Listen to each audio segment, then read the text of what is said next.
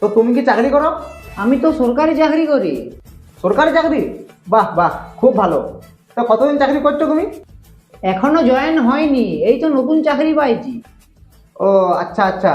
তো তোমার বাবা কি করে? আমার বাবাও চাকরি পাইছে, নতুন, এখনো জয়েন হয়নি। বাহ, বাপ ছেলে একসাথে চাকরি। তো তোমার চাকরির কোথায় পোস্টিং পড়বে?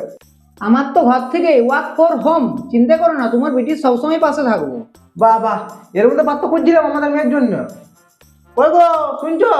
আমাদের মেয়ের জন্য ভালো পাত্র পেয়ে গেছি। আপনার মেয়ে কি করে?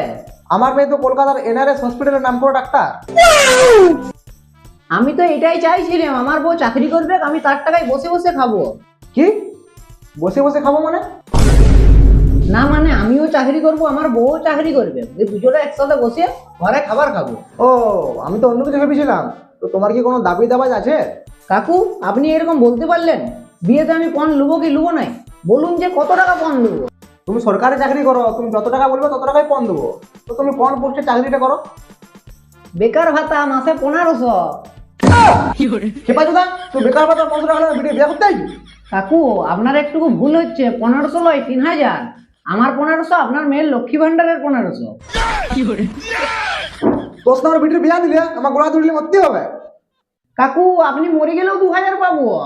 মরে গেলে 2000 টাকা পাবেন।